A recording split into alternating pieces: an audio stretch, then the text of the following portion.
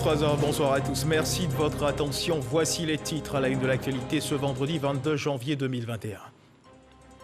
Le Premier ministre Ahmed Bakayoko et les conseillers du commerce extérieur de la France se sont rencontrés, rencontre initiée par la communauté d'affaires française et qui a été l'occasion pour les deux parties d'explorer les opportunités d'investissement en Côte d'Ivoire. On en parle en début de journal.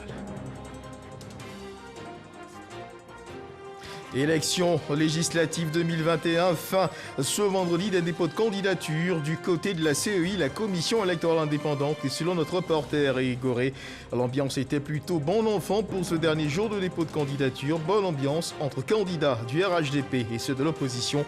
À suivre le reportage de Éric Goré du service politique de la rédaction. Au centre psychiatrique de Bingerville, spécialisé dans le traitement de cas de folie, notre reporter Patricia Omouetia nous apprend que plus de 3000 cas y sont internés par mois et traités. Cependant, l'on assiste à plusieurs cas de rechute. Le traitement administré est-il insuffisant ou les malades ont-ils tout simplement du mal à se réinsérer dans la société? À suivre son reportage. Voilà pour l'essentiel. Texte 3. Ok, d'accord. D'accord.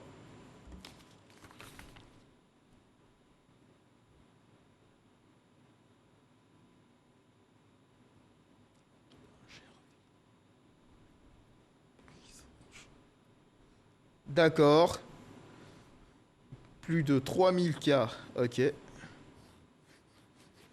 Ils sont internés. Plusieurs cas de rechute constatée. D'accord.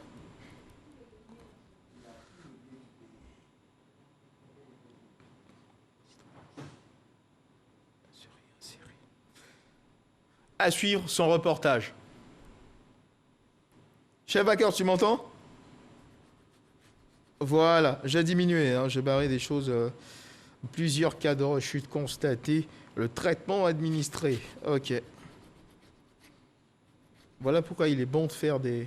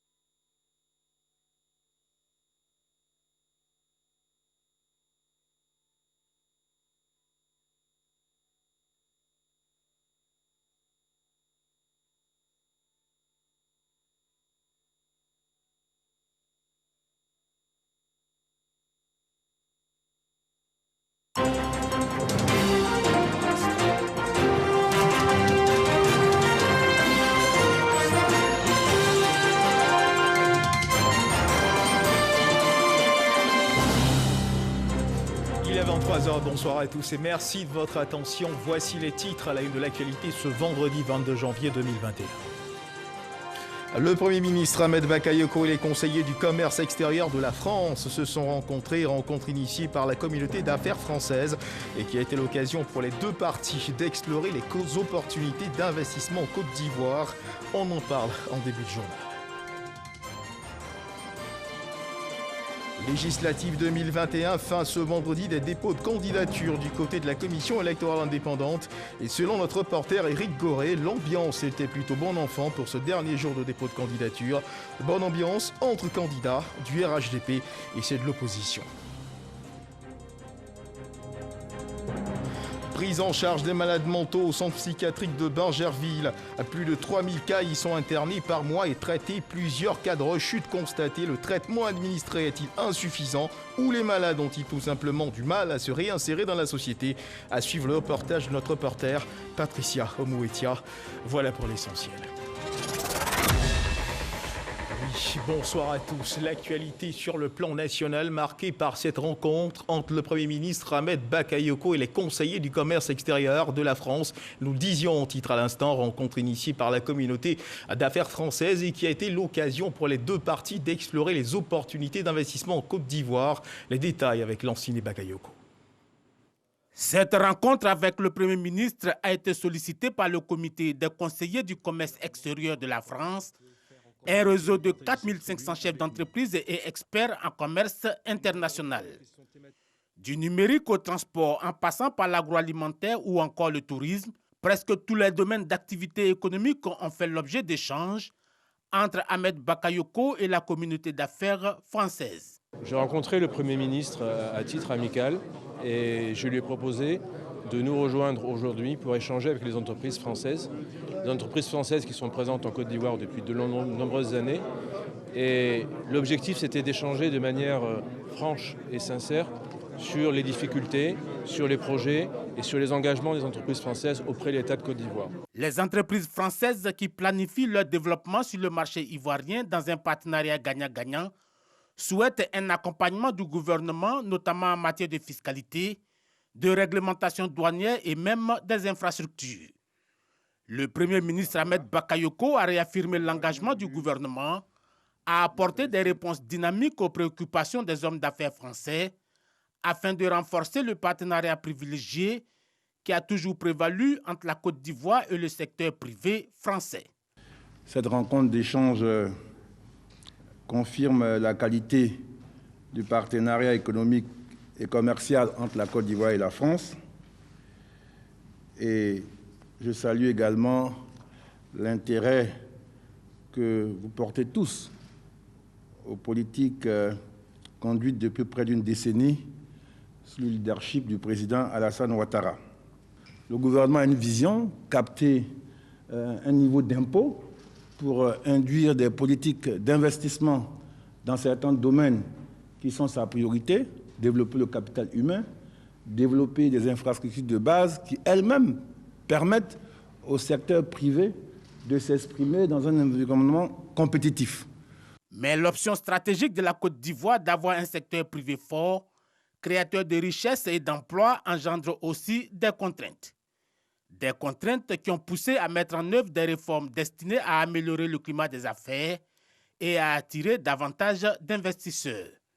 En ce qui concerne les pressions liées à la pandémie, Ahmed Bakayoko rassure que son gouvernement travaille déjà à un plan de riposte post-Covid-19. Notre stratégie, c'est de faire en sorte de continuer à bien gérer notre riposte sanitaire sans freiner la machine économique.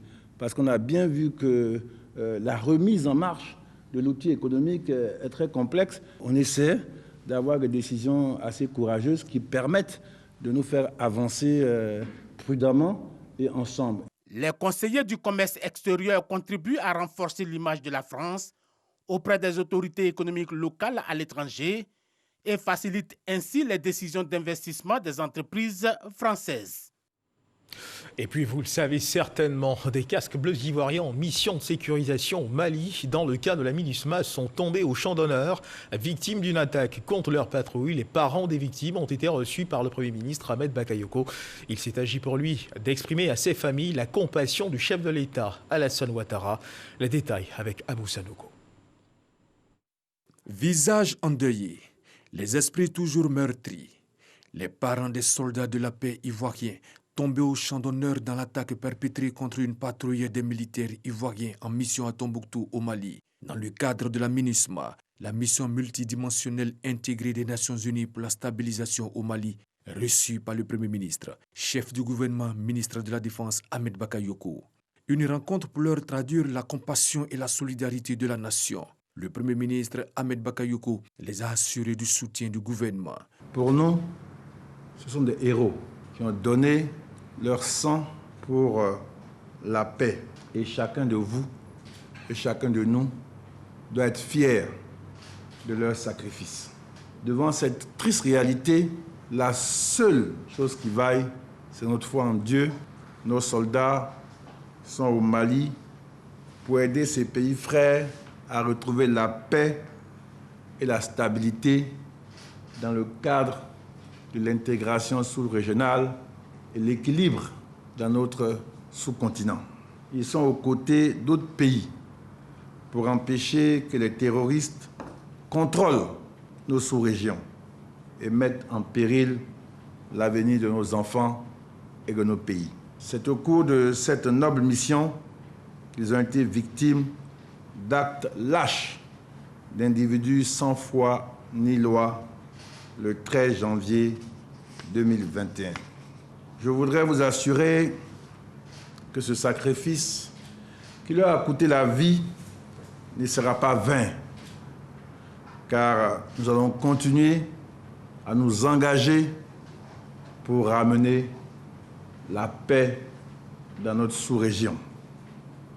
Le gouvernement, sur instruction du président de la République, a décidé de prendre en charge tous les frais liés aux obsèques de nos braves soldats. Les familles éplorées ont exprimé leur gratitude au président de la République, Alassane Ouattara, et au gouvernement.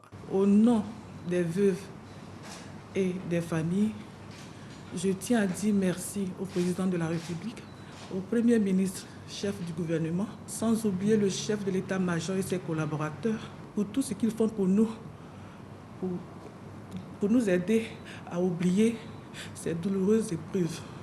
Vraiment, merci beaucoup. Au nom du président de la République, Alassane Ouattara, chaque famille des soldats tombés au champ d'honneur a reçu la somme de 15 millions de francs CFA.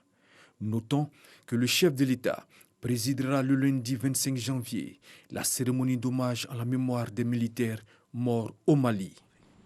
Et justement, en rapport avec cette actualité tombée au champ d'honneur le 13 janvier dernier dans l'attaque perpétrée contre le bataillon ivoirien à Tombouctou, les corps des 4 casques bleus ivoiriens sont arrivés en fin d'après-midi à Abidjan.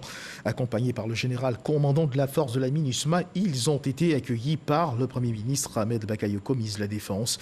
À cette occasion, le chef du gouvernement a salué la mémoire de ces soldats tombés pour la paix et a annoncé qu'un hommage leur sera rendu le lundi 25 janvier à l'état-major général des armées en présence du président de la République, Alassane Ouattara. Et toujours dans le courant de l'actualité, sachez que le Premier ministre Ahmed Bakayoko a remis aux services de police exerçant dans la commune d'Abobo du matériel pour renforcer leur capacité d'action. 7 véhicules et 8 motos, comme vous pouvez le voir. Notons que la remise de ces véhicules s'inscrit dans le cadre des projets à impact rapide. Nous y reviendrons dans nos prochaines éditions. L'actualité sur le plan national qui reste également marquée par le dépôt des candidatures, des candidats à la candidature pour les législatives. Fin ce vendredi des dépôts de candidatures donc du côté de la CEI, la Commission électorale indépendante. Et selon notre reporter Éric Goré, l'ambiance était plutôt bon enfant pour ce dernier jour de dépôt de candidature. Bonne ambiance entre candidats du RHDP et ceux de l'opposition. On vous retrouve Éric Goré. Les adversaires ne sont pas des ennemis. Voilà. Adversaire mais pas ennemi. Adama Bictogo, représentant le RHDP, et Georges Armand Ounien, représentant la plateforme EDS et les partis politiques, montrent l'exemple à suivre en ce dernier jour des dépôts de dossiers de candidature à la CEI pour cette élection législative. Les partis d'opposition que sont la plateforme EDS et le PDCI vont présenter plus de 100 candidats. Le PDCI, RDA et notre plateforme EDS, nous sommes associés, nous sommes unis dans le cadre de l'opposition et nous sommes venus ici déposer nos candidatures. Nous comptons aller justement pour prendre le Parlement. Le rôle du député est bien défini par la Constitution et donc c'est ce rôle-là qu'il faudra jouer. Notre loi fondamentale dit que l'Assemblée nationale vote la loi et consent l'impôt. Le député, comme vous le savez, le député, ce n'est pas un élu qui participe au développement. Il ne vote que les lois. Là, il faut être clair. Il ne faut pas aller mentir au peuple que je vais vous construire des routes. Non. Nous pouvons plutôt négocier auprès des gouvernements pour leur dire, ah, dans telle région, on a un souci d'hôpitaux, on a un souci des routes. Le Rassemblement des oufouettistes pour la démocratie et la paix entend conserver ses sièges à l'Assemblée nationale de Côte d'Ivoire. Nous allons offrir au président Alassane Ouattara une majorité confortable pour traduire sa victoire au présidentiel du 31 octobre. Cette élection à venir va donc définitivement montrer que le RHDP est le plus grand parti, que le RHDP est réellement le parti qui rassemble.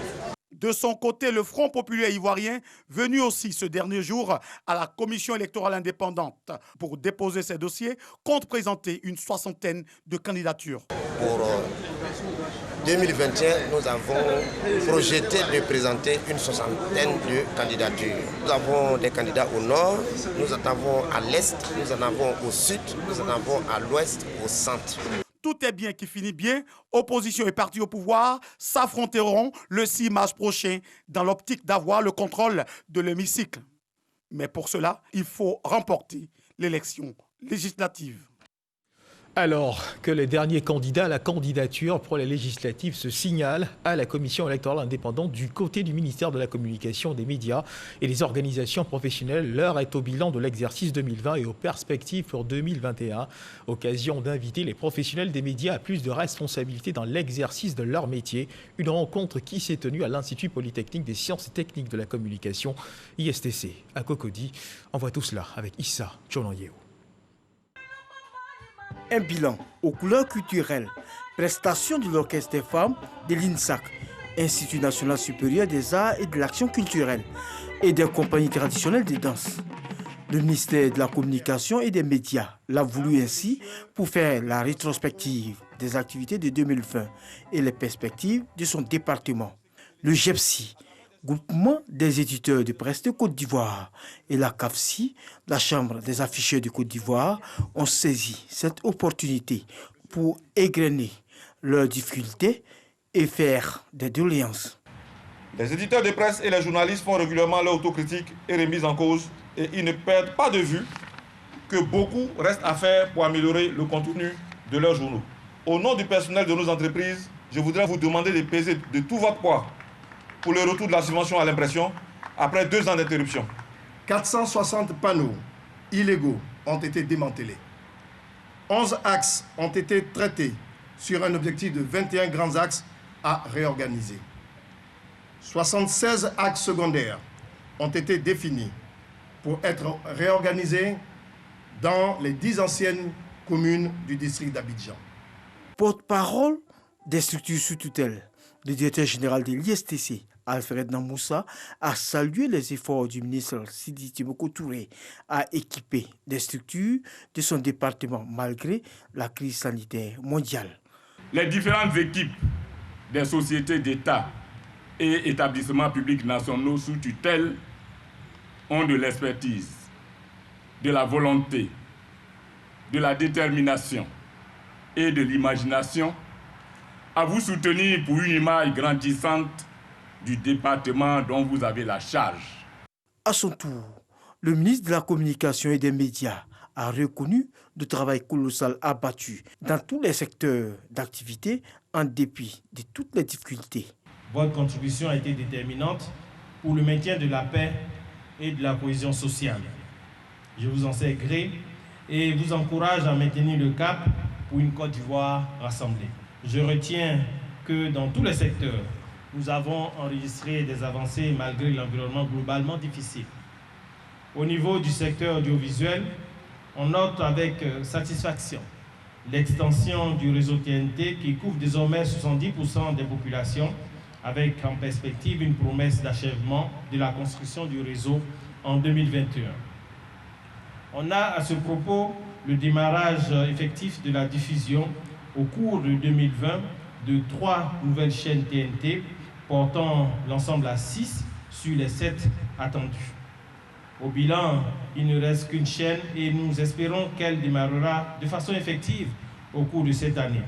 Le ministre Sidi Tiboko Touré a salué les 3 places gagnées par la Côte d'Ivoire en termes de liberté de la presse, permettant ainsi au pays de passer de la 71e place en 2019 à la 68e place en 2020 au plan mondial. Il a, de ce fait, exhorté les journalistes à travailler selon les règles d'éthique et de déontologie. Et puis, il ne faut surtout pas oublier de garder le regard fixé sur cet ennemi commun que la Covid-19.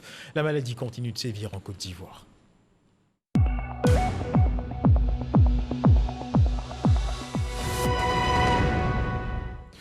Et parlant de l'évolution de la Covid-19 en Côte d'Ivoire, le ministère de la Santé et de l'Hygiène publique a enregistré ce vendredi 22 janvier 2021 564 nouveaux cas de Covid-19 sur 5027 échantillons prélevés, soit 11,2% de cas positifs. 237 guéris et un décès. La Côte d'Ivoire compte à la date du 22 janvier 2021 26 315 cas confirmés de Covid-19, dont 24 356 guéris et 143 décès.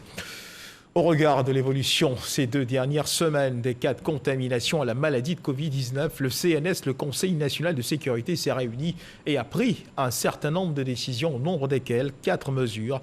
Des mesures expliquées par le ministre de la Santé et de l'Hygiène publique, le docteur Aka Awele, au cours d'une conférence de presse. On en sait plus avec Salima Toutia. C'est un gouvernement qui entend contrôler la reprise épidémique observée ces 3 dernières semaines avec la recrudescence du nombre de nouveaux cas de Covid-19. Le ministre de la Santé et de l'Hygiène publique rappelle les mesures décidées par le Conseil national de sécurité. Premièrement, l'intensification du contrôle de l'obligation du port de masque, notamment dans les transports en commun, dans les services publics et privés et dans tous les espaces publics. Deuxièmement, la stricte application des mesures de répression en cas de non-respect des gestes barrières. Troisièmement, la révision du délai de validité du test Covid-19 pour l'entrée et la sortie en Côte d'Ivoire qui passe de 7 à 5 jours. Enfin, quatrièmement, l'instauration de l'état d'urgence sanitaire sur toute l'étendue du territoire. En attendant une baisse du nombre de cas positifs, la surveillance épidémiologique, elle, est toujours maintenue. Nos indicateurs d'alerte n'ont pas été atteints, même si nous constatons un taux d'occupation d'environ 90 à 100% des lits dans les structures sanitaires privées. Afin de contrôler cette augmentation, le gouvernement appelle de nouveau les populations à redoubler d'efforts en se protégeant et en respectant strictement les mesures barrières. Le pays a enregistré à la date du 21 janvier 1490 cas actifs et 142 décès. Et faisons à présent un tour au centre psychiatrique de Bergerville, spécialisé dans le traitement de cas de démence ou, si vous préférez, de folie. Notre reporter Patricia Omouetia nous apprend que plus de 3000 cas y sont internés par mois et traités. Cependant, l'on assiste à plusieurs cas de rechute. Alors, 2 questions se posent. Le traitement administré est-il insuffisant ou les malades ont-ils tout simplement du mal à se réinsérer dans la société? Reportage.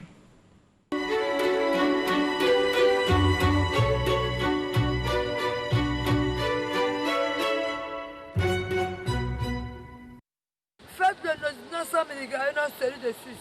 Série de 6, c'est pour les sida. Nous n'avons pas le sida, nous sommes des malades mentaux. Je suis venue pour pouvoir aider les fous d'ici. Les gens disent que les gens sont fous. Mais en général, quelqu'un qui est fou, on ne peut pas lui donner des Valium. Ensemble, ils partagent une souffrance, une maladie invisible, la maladie psychique, un trouble aux multiples visages. L'hôpital psychiatrique de Bergerville héberge environ 80 personnes avec divers troubles en santé mentale. À 30 ans, Madi en est à sa 4e hospitalisation. Il est traité pour troubles bipolaires, une maladie mentale qui provoque le dérèglement de l'humeur. Bon, je fumais la drogue, le crack, l'héroïne. Bon, quand je prends ça, je fuis de la maison et me retrouve dans la rue. Je vole les parfums dans les supermarchés. Des témoignages sans faux fuyants qui permettent de comprendre leur cheminement. La Vierge Marie s'est révélée à moi. J'étais dans une chambre comme ça et puis je l'ai vue. Comme lui, il n'a pas la vision, donc moi je vois. Donc elle veut travailler mon... L'hôpital ne dispose que de 6 psychiatres. Ce matin, la psychiatre Étienne Marie-Louise est en consultation. Elle travaille dans cet hôpital depuis 13 ans. Selon elle, on distingue différents types de maladies mentales. Les plus graves sont les psychoses. Elles altèrent profondément la perception de la réalité. Il faut savoir qu'il y a un taux de 8 à 10% de suicide chez les personnes qui en souffrent. La personne est coupée de la réalité. Elle a des hallucinations. Elle a des hallucinations auditives, des hallucinations visuelles. Elle peut être agressive. Le personnel soignant en santé mentale est aux premières loges pour constater les effets de la maladie mentale. Pauline a souffert de dépression. Elle témoigne comment elle a pu gérer son trouble avec l'aide du personnel soignant. Bon, moi, j'ai fait une dépression.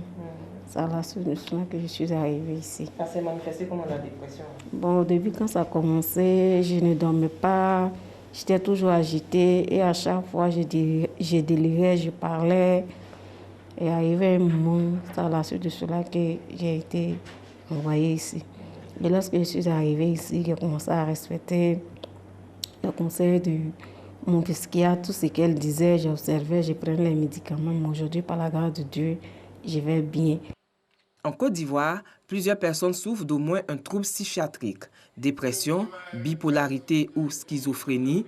Quand ces pathologies se déclarent, le premier recours, ce sont les urgences psychiatriques. Pour ces médecins spécialisés, l'enjeu est de contenir les patients en crise. Quand un malade reste à l'hôpital psychiatrique, généralement, il y a un problème social. Sinon, un malade, normalement, ne fait que 23-24 jours. S'il est bien traité, il sort. Mais quand il sort, que le traitement n'est pas suivi par les parents, pour une raison qui leur est propre, mais le malade va rechuter. C'est ce qui explique que le malade, quand il sort, et puis la stigmatisation, il n'a pas envie que les gens sachent que lui, il est venu à Benjerville. Les médicaments, il ne les prend pas. Et quand on ne prend pas les médicaments pour une maladie, la maladie revient. Avec plus de 3500 hospitalisations par année, le directeur de l'hôpital psychiatrique de Benjerville fait un plaidoyer pour qu'on donne plus d'importance et de moyens pour la prise en charge des malades. L'État nous permet de soigner ceux qui sont les cas sociaux avec les médicaments qui sont ici. Parfois, il y a des ruptures de ces médicaments-là. Il y a 2-3 mois, il était difficile de trouver, même actuellement, de trouver certains médicaments qui nous sont indispensables. C'est des personnes de bonne volonté qui viennent à notre aide. Voilà. Et les médicaments, ils sont chers. Parce qu'un médicament dont la boîte coûte 18 000, c'est compliqué. L'aspect financier est également un frein à la prise en charge, explique encore Dr Diomandé. Dans ce contexte, surtout en zone rurale, les populations ont tendance à privilégier le recours aux guérisseurs et autres structures traditionnelles. Toujours selon le directeur de l'hôpital psychiatrique de Benjerville, il existe des traitements, mais près des 2/3 des personnes que l'on sait souffrir d'une pathologie mentale ne vont jamais se faire soigner auprès d'un professionnel de la santé. Le rejet social, la discrimination et les négligences empêchent ces malades de bénéficier des traitements.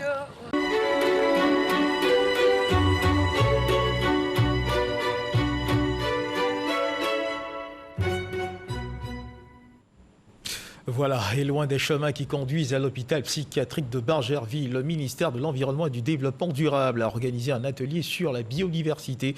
Cette semaine à Abidjan, cette rencontre a vu la participation de collectivités et d'experts. Objectif de cette rencontre, trouver de nouveaux mécanismes pour protéger la biodiversité les 10 prochaines années. Grâce Kando. Les Nations Unies ont décidé de mettre en place un nouveau programme post-2020 pour la diversité biologique. L'élaboration de ce nouveau cadre mondial implique la participation de chaque État partie. Ainsi, la Côte d'Ivoire s'engage à jouer sa partition, d'où cette rencontre avec les parties prenantes pour recueillir leurs observations. 13 millions d'hectares de forêts disparaissent chaque année. 1 million d'espèces risquent l'extinction. Et de nombreuses espèces ont perdu jusqu'à 60% de leur population en 50 ans. Cette situation met en péril notre sécurité alimentaire, notre approvisionnement en eau, notre capacité à faire face aux maladies. Il sera question au cours des échanges de plancher sur de nouveaux objectifs afin de protéger la diversité biologique pour les 10 prochaines années.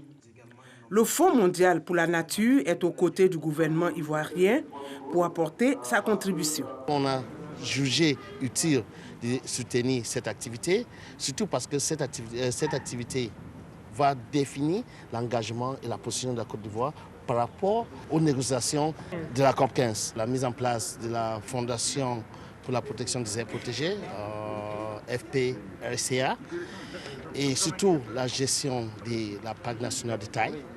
Ça, c'est des choses qu'on a fait pour accompagner le gouvernement ivoirien. Un plan stratégique en faveur de la biodiversité a été adopté par les États parties à Nagoya, au Japon, en 2010. Ce plan stratégique comprend 20 objectifs subdivisés en 5 buts stratégiques. Mais force est de constater que les différents programmes initiés n'ont pas pu atteindre les objectifs visés. Selon les rapports nationaux remis au secrétariat sur la diversité biologique et les dernières découvertes scientifiques, seulement 7 sur 60 critères de réussite des objectifs ont été atteints, soit moins de 12%. Une rencontre d'experts sur la diversité biologique est prévue dans les prochains jours en Colombie afin de trouver des solutions durables. Ce vendredi 22 janvier 2021, le ministre de la Réconciliation nationale, Kouadio Konan-Bertin, a effectué sa toute première rencontre avec ses proches collaborateurs dans ses nouveaux locaux. Des bureaux situés au plateau, au 8e étage de la tour A. Avec les membres de son cabinet, le ministre a procédé à une visite des lieux suite à la présentation de son directeur de cabinet adjoint. Le reportage est signé Walter Amadou Ouattara. Plateau, tour A. Nous sommes au 8e étage. Ces locaux abritent désormais le cabinet du ministre de la Réconciliation nationale. Pour confondre les fake news qu'il annonçait sans lieu précis de travail, Kouadio Konan-Bertin a tenu à faire cette première rencontre ici. Au service de tous les Ivoiriens, le ministre affirme être prêt à assurer pleinement sa mission sans discrimination. Le président démontre chaque jour par les pas qu'il pose que c'est un ministère qui lui tient à cœur. Je ferai en sorte que mon cabinet et moi-même, nous soyons à la hauteur, n'est-ce pas, de la tâche. Je suis un homme déterminé. La réconciliation, heureusement, n'a pas de couleur politique. Ici, je le dis, c'est la maison des Ivoiriens. Je ferai appel à tous ceux qui veulent la paix, qui ont quelque chose à apporter, seront ici les bienvenus. Dans ce département-là, qui doit inscrire notre action dans la vision, n'est-ce pas, du chef de l'État, parce que la paix, c'est pour nous tous. La rencontre a été marquée par la présentation de son directeur de cabinet et son directeur de cabinet adjoint, qui sont respectivement Afiza Berté et Dr Théodore Konimi. Dans les prochaines heures, le ministre de la Réconciliation nationale compte échanger avec les présidents de partis politiques. Et puis justement, dans l'agenda du ministre de la Réconciliation nationale, sachez que Kouadio Konan-Bertin a rencontré cet après-midi même le président du PDCI-RDA, Henri Konan-Bédié. Et cette visite qui s'est passée à huis clos a permis au ministre de la Réconciliation nationale de présenter ses vœux de nouvel an à son aîné. Rien n'a filtré de ce tête-à-tête qui a duré près d'une heure à la résidence de Henri Konan-Bédié à Cocody, quartier ambassade. Cette visite, selon le ministre Kouadio Konan-Bertin, reste un pas important dans le processus de réconciliation, de décrispation et de la recherche de la paix. Nous y reviendrons certainement dans nos prochaines éditions. Et on change de registre pour parler cette fois de sport, en CHAN, en football. CHAN 2021, le Maroc a manqué l'occasion d'être le premier pays qualifié pour le quart de finale du CHAN 2021. Les Lions de l'Atlas ont été accrochés par les Rwandais cet après-midi. Les deux équipes ont partagé les points 1-1 et doivent attendre la dernière journée de poule pour espérer se qualifier. Jean-Sylvain Resson. Comme le Cameroun, le Mali et la République démocratique du Congo, le Maroc, tenant du titre, n'a pas su profiter de la deuxième journée pour obtenir son sésame pour les quarts de finale du championnat d'Afrique des Nations. Les Lions de l'Atlas ont privé leurs adversaires du ballon sans parvenir à inscrire le moindre but. La seule action rwandaise est cette frappe à la 35e minute, sauvée par Zniti, le portier du Raja Casablanca. Malgré la volonté des deux équipes, le score n'évoluera pas. 0-0, score final. Avec ce point du nul, le Maroc totalise 4 points quand le Rwanda en compte 2 et devra batailler dur lors de la 3e et dernière journée de poule pour espérer se qualifier en battant le Togo. Et c'est sur cette information sportive que se referment les pages de cette édition. Merci de nous avoir suivis. Je vous retrouve demain 10h pour le flash d'information et 13h pour le journal. D'ici là, Dieu garde la Côte d'Ivoire.